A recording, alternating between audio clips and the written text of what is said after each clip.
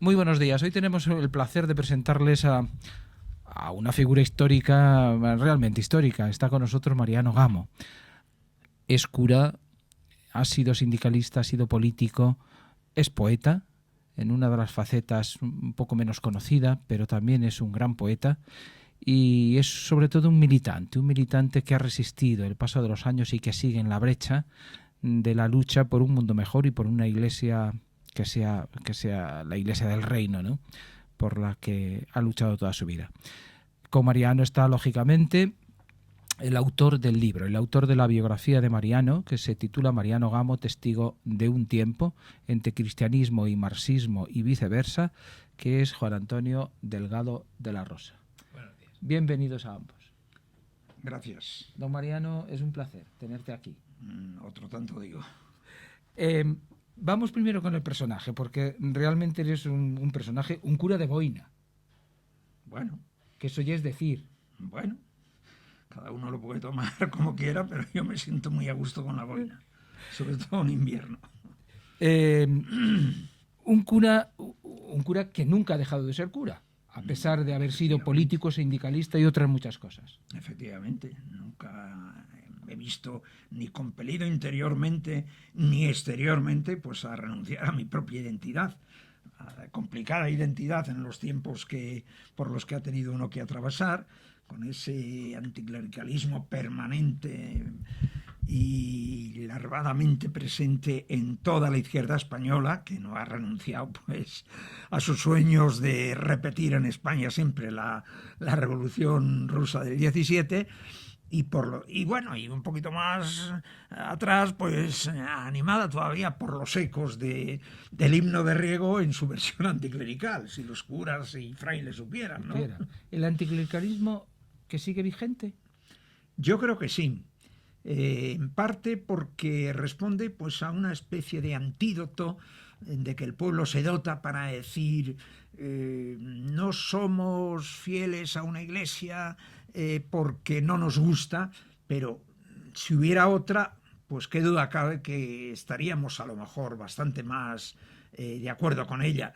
Pero como la actual y la de hace mucho tiempo y la de muchas ocasiones pues sigue siendo antitética del propio Evangelio, pues entonces el pueblo español, naturalmente cristiano, lo de naturalmente no lo doy categoría teológica, sino porque la historia lo ha hecho así, ¿no? Desde Recaredo a nuestros días. En los genes históricos, más que en los genes. Sí. Pues entonces el pueblo, naturalmente cristiano, católico por más señas, pues tiene ahí esa coartada. Es decir, soy cristiano, pero tengo que ser anticlerical. O sea, que le damos motivos, de alguna manera, pero tampoco nos acaban de reconocer a la Iglesia su función social, una función social que cumple a todos los niveles. A todos los niveles ya eso no me atrevería yo a decirlo. Hay, digamos, la acción caritativa o la acción asistencial en las que efectivamente compite con cualquier otra institución por lógicas razones, digamos, de entidad. La Iglesia Católica pues es la gran fuerza social que existe en este país. O sea, no hay organización, no hay sigla que sea capaz de convocar cada fin de semana, festivos incluidos, ¿no? Pues a 8 millones de personas divididas en sus pequeños grupos devocionales, iba a decir asamblearios, no, porque lo de eso sería mentir.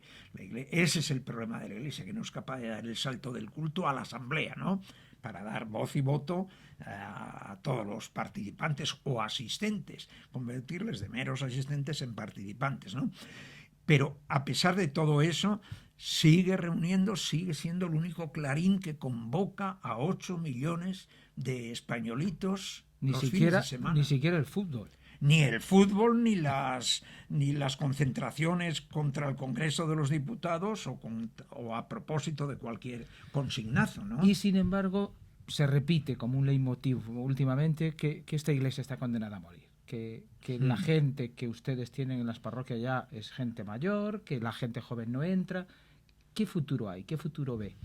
Muy difícil. Un futuro muy difícil que posiblemente se prolongue.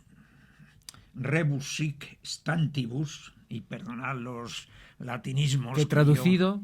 que quiere decir que mientras las cosas sigan así, pues efectivamente el declive es inevitable, ¿no? Lo que pasa es que con una herencia secular, no la herencia de los 8 años del PSOE, sino la herencia secular desde Recaredo a nuestros días, ¿no? Pues hace que, claro, esta piedra de la Iglesia se deteriora pues lentamente, ¿no?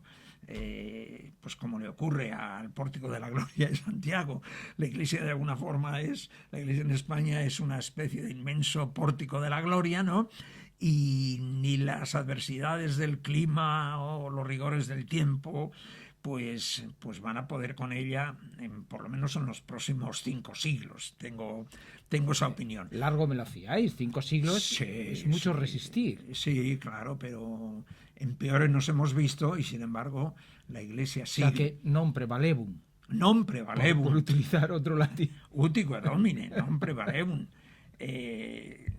Desgraciadamente, non prevalebum en algunos aspectos en la medida en que esta adversidad no es capaz de erosionar suficientemente a esa especie de pátina de siglos y encontrar, digamos, la auténtica obra del maestro que estuviera escondida por ahí.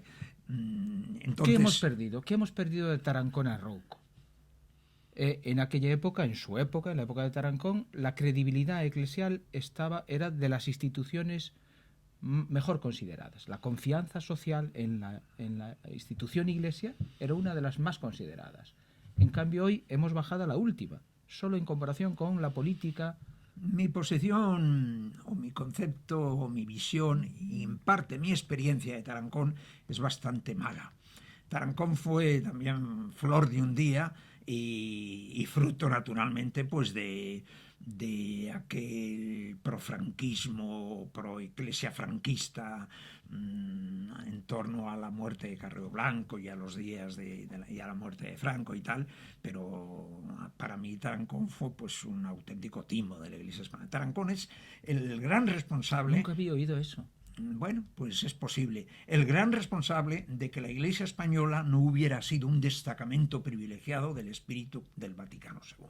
Tarancón lo frustró, castró a la Iglesia española. Y sin embargo ha pasado a la historia como el gran cardenal de la transición, el gran aplicador en España del posconcilio de Pablo VI, con Dadaglio, con nombramientos de obispos a través de la gatera de los auxiliares, etcétera, etcétera. Bueno, con alguna particular apreciación mía de que los obispos del posconcilio son peores que los obispos de Franco. Sí. Franco se cuidaba mucho de no hacer el ridículo. Pero en cuanto a capacidad intelectual, en cuanto a capacidad intelectual, personalidad, no digamos en cuanto a aprobación de un test evangélico, no, porque de eso están lejos los de entonces y la curia vaticana que criba sobre todo por la nunciatura actualmente. Entonces, mi opinión es que los obispos del franquismo no eran peores que los obispos, y en muchos casos eran mejores. Por ejemplo, el caso de Mauro Rubio, la terna de Mauro Rubio resultando de las Seixenas y todas esas conversaciones previas de criba entre el ministro de Justicia... Mauro Rubio, el que fue obispo de Salamanca. Obispo de Salamanca, conciliario nacional de la JOC. Pues de la terna superviviente, pues le ofrecieron a Franco, claro, 3 nombres. Y su excelencia dijo, este señor, pero... excelencia. O sea, que en eso sí concuerda en que los obispos actuales son más grises, incluso más grises que los de la época franquista. Biográficamente, vamos, es que son de tercera división. No te digo yo que todos los demás fueran premios Nobel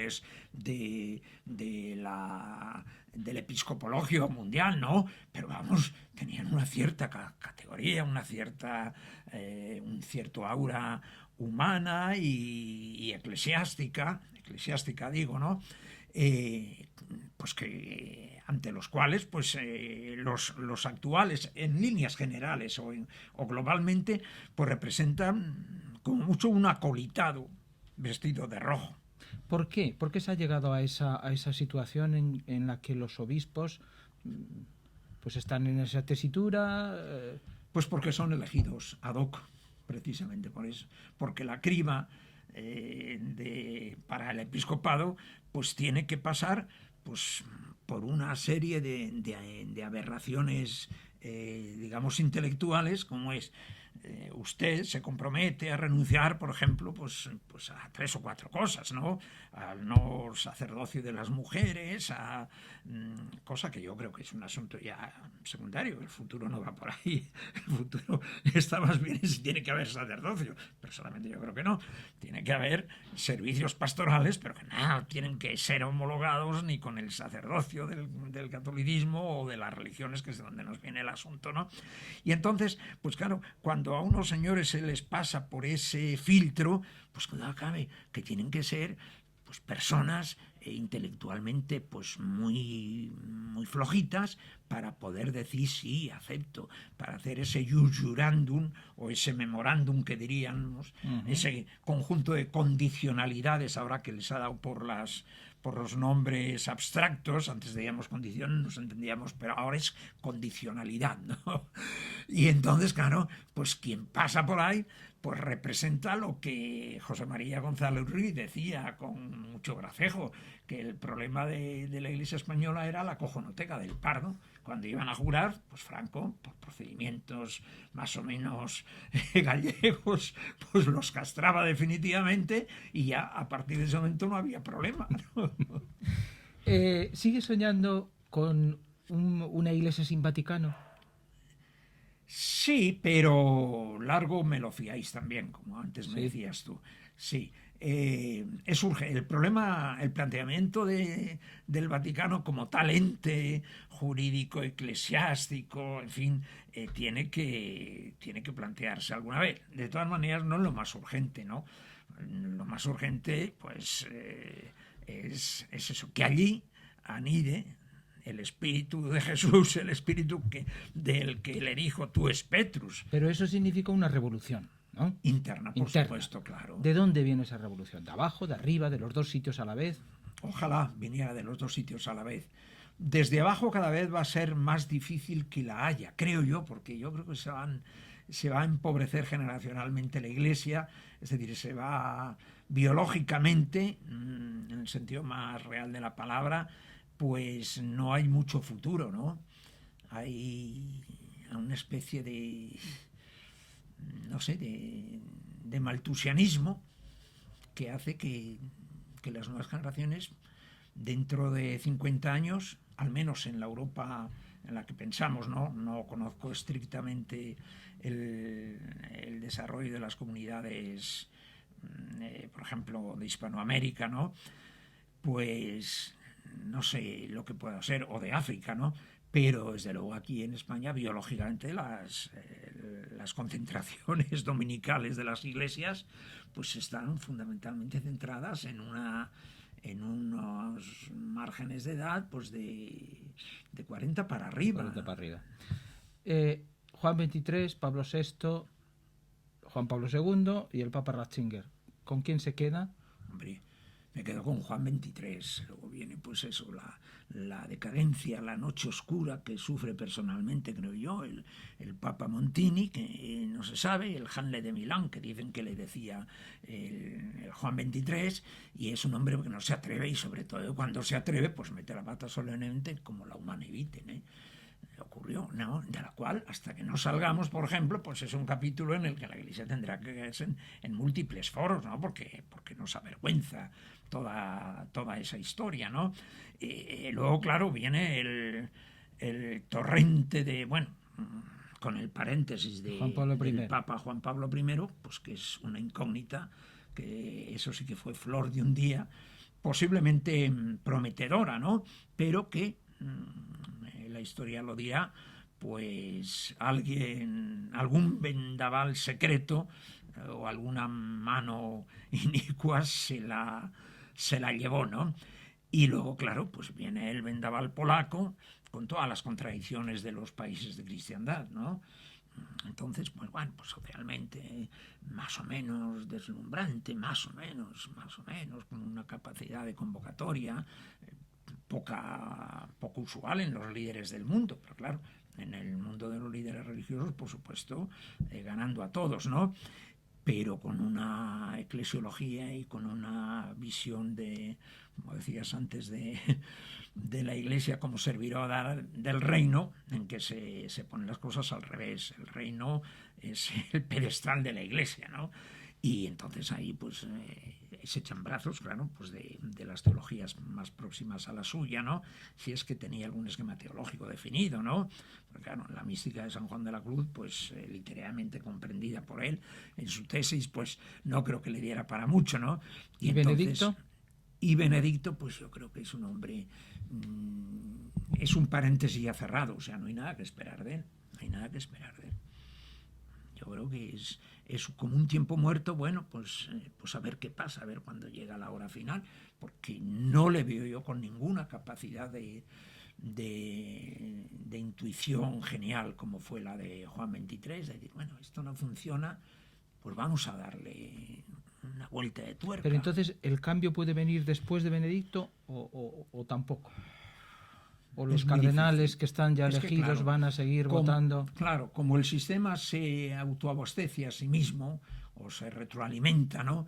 Pues es muy difícil. Mientras el Sacro Colegio, en su forma de, no sé, de que puedan votar hasta los 80 o se les amplía a los 85 simplemente por estadísticas de esperanzas de vida y tal, pero mientras esté compuesto por unos señores que previamente han sido designados por el número 1, pues son los que decíamos en el franquismo, son los 40 de Yete, no van a salir del papel que se les ha fijado, ¿no? Y entonces, pues yo creo que por ahí no va a venir nada hasta que el grupo de electores del pontificado no represente a los mejores cristianos del mundo, sean hombres, sean mujeres, sean viudas, sean, mientras los haya, religiosas o clérigos o lo que sea y tal, pero hasta que el cuerpo electoral no se modifique, el producto siempre está ya de alguna forma preconcebido. Está claro, precocinado. Por cierto, hablando de mujeres, ¿cómo ve la situación de la mujer? ¿Es un pecado la situación de la mujer en la Iglesia Católica? ¿Es un escándalo? ¿Es normal? ¿La situación actual? Sí, la situación actual de la mujer dentro de la Iglesia Católica. Pues la situación es de auténtico, digamos, esclavismo o teológico, ¿no? Es decir, con las mujeres se cuenta para lo que nadie quiere hacer, para lo que ya nadie hace, ¿no? Pero sin más márgenes. Que duda cabe que hay que aprovecharlo. Si a unas mujeres les entregan, pero ¿qué tipo de mujeres? Tampoco el género dota para la fe. Simplemente hay que tener, es una variante que lo que no puede hacer es hipotecar el desarrollo creyente de ese sujeto que está afectado por el género femenino, pero tampoco hay que crear la teoría del florero en la Iglesia. Claro. O sea, a mí no me agradaría mucho que la próxima, no sé, ampliación del colegio cardenalicio, que es lo más a lo que puede llegar este señor, pues escogiese pues a Sor Juana María Fernández, misionera de las Hijas de la Caridad en el Congo, pues para entrar en el cónclave, en el colegio cardenalicio, y a la doctora... Sería rompedor, X, eso ya sería rompedor, solo eso. Sería rompedor, pero más bien como noticia, sí. Que como realidad. Sí. Y que incluso la congregación de religiosos se lo encontrasen o se le encomendasen a la señorita Pepi de las Teresianas, preparada y persona... Bueno, sería muy rompedor, sería la noticia del día. Uh-huh. Pero una monja o una laica o una hija del padre Poveda en el colegio cardenalicio.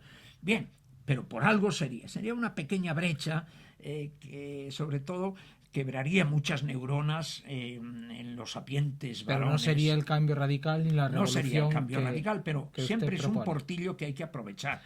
Lo que pasa es que después de pequeñas originalidades, luego las fuerzas de la reacción se preparan y y vamos, si sale la monja cardenal, sale por tirado desde la cúpula de San Pedro. ¿Quiénes son más peligrosos dentro de esas fuerzas de la reacción? En general, yo creo que la curia Vaticana. La curia vaticana.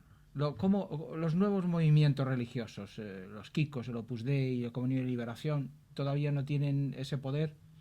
Yo creo que tienen bastante poder, lo que pasa es que lo tienen a través de persona interpuesta.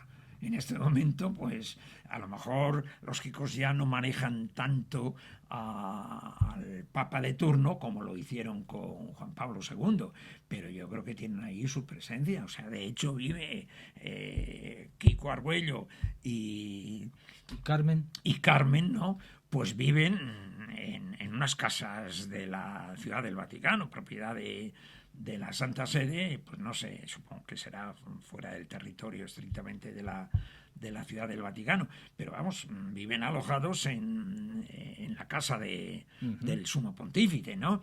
Y entonces están ahí, pero claro, yo creo que Rouco no comulga con ese credo, tengo mi impresión, pero los necesita. Sí. Claro. ¿Para llenar las plazas? Para llenar esas plazas, porque herencia que también yo creo que ha recibido, yo creo que el Rouco primigenio o el Rouco más profundo, yo le veo escéptico ante esas cosas, ¿no? Me diría, oye, que te estás pasando mucho, si me escuchase, ¿no? Porque bueno, yo sí podría hablarme así, pues con la misma libertad con que yo le hablo públicamente, ¿no? Que incluso me incita a él a hablar. O sea, que eres de los Vallecas, que no le tienes miedo a hablar al cardenal. No. Y él conmigo tiene una absoluta espontaneidad que supongo les hace, no sé si heridas, porque yo creo que ya son insensibles, son como pieles fosilizadas las del clero madrileño. Cuando después de una comida, de las que ahora tendremos una al comienzo de curso en la vicaría correspondiente, pues él abre la tertulia como buen cura gallego y tal, y el silencio es la respuesta. ¿Pero por qué? ¿Por qué le tienen miedo tus compañeros curas? O no sé qué le tienen. Pues porque a lo mejor no tienen nada distinto que decir de los pietismos que él, por exigencias del guión, nos ha transmitido en esa especie de mini retiro espiritual. Y entonces que tenga que decirme, bueno, Mariano, habla tú, que tienes más costumbre de hablar en público, como parlamentario que has sido. Bueno, pues eso, el clero de Vallecas se tendría que sentir humillado profundamente. Silencio. ¿Qué queda de ese parlamentario, de ese político del PC, de ese sindicalista? ¿Qué queda? Político de Izquierda Unida. Izquierda Unida, no PC. No.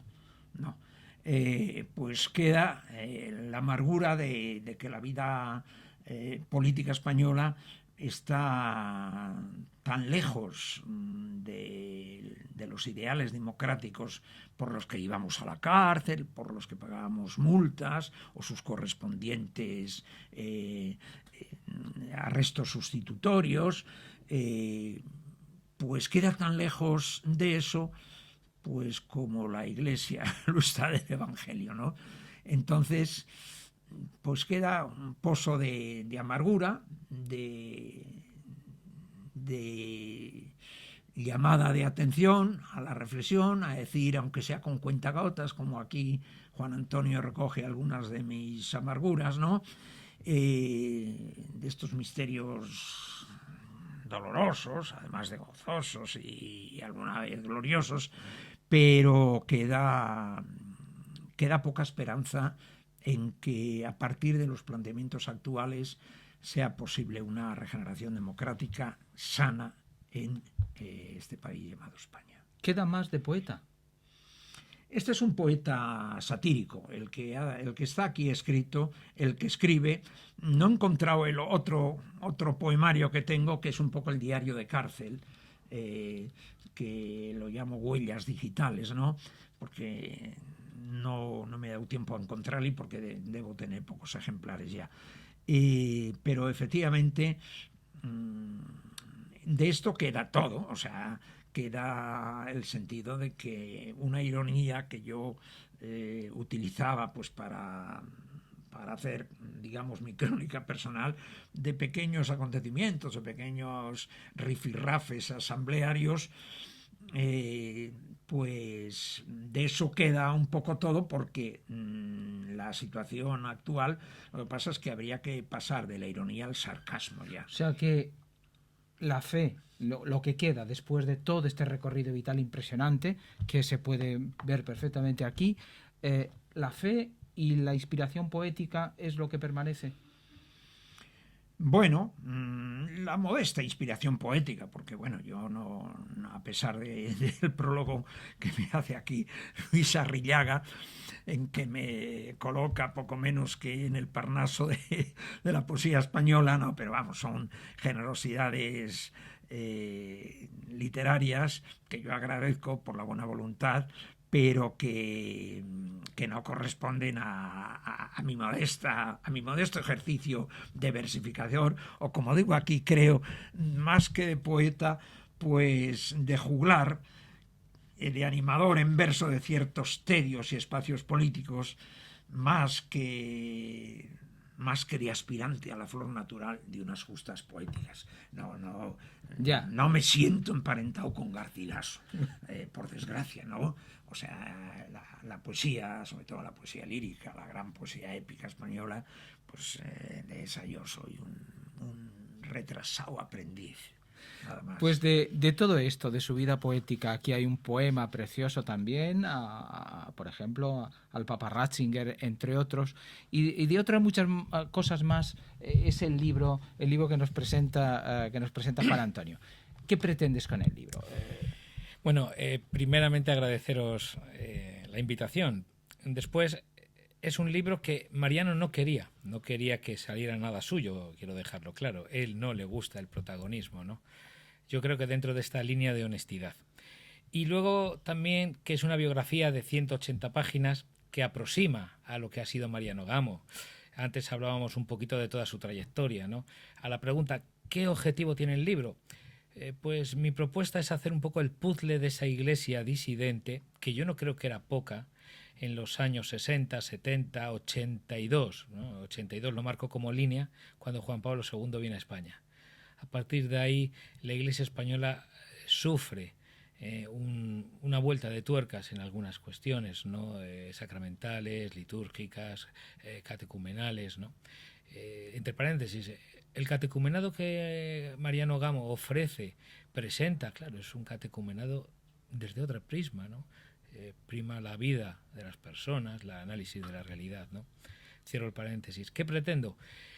De alguna manera, en el ámbito también académico, en el ámbito intelectual, en el ámbito religioso, decir que aquella experiencia de Diez Alegría, Mariano Gamo, Francisco García Salve, Carlos Jiménez de Parga, son experiencias que hoy nos pueden decir algo a la Iglesia, en esta línea que preguntabas, ¿no? Un estilo de iglesia. Un estilo de iglesia. ¿De otra iglesia o de una iglesia? De una propuesta de iglesia diferente a la que tenemos. Quiero decir, todos ellos han sido personas que han unido, los que yo trabajo y estoy en ello, han unido la política, la fe, la vida del pueblo, la encarnación en esa vida del pueblo. Claro, Mariano Gamo podía Pero cosas de esas cosas ya ni se habla, de muchas de esas cosas. Claro. De la encarnación en la realidad. En el mundo obrero. No se habla. Pero no es que no haya todavía algún rescoldo. Esto es de Mariano, ¿eh? Mariano Gamo, cuando hacía alusión a aquella reunión en Vallecas, está allí recogido porque fue en una conversación conmigo, y mantengo un término que dice, ¿no? Él dice, bajamos el cierre, ¿no? Es una expresión suya, no cerramos definitivamente esto, o hay algún rescoldo. Pues yo creo que con personas como él, o con García Salve, o Carlos Jiménez de Parga, o Diez Alegría, que ya no está entre nosotros, pero son referentes en decir que la Iglesia hubo momentos, en la Asamblea Conjunta, bueno, pues fue lo que fue, pero son referentes en cuestiones muy diversas en la Iglesia que hoy no se dan. Uh-huh. ¿Cuál es el aspecto de su personalidad? Tiene una personalidad riquísima, ¿eh? Este es un personaje de novela. Sí.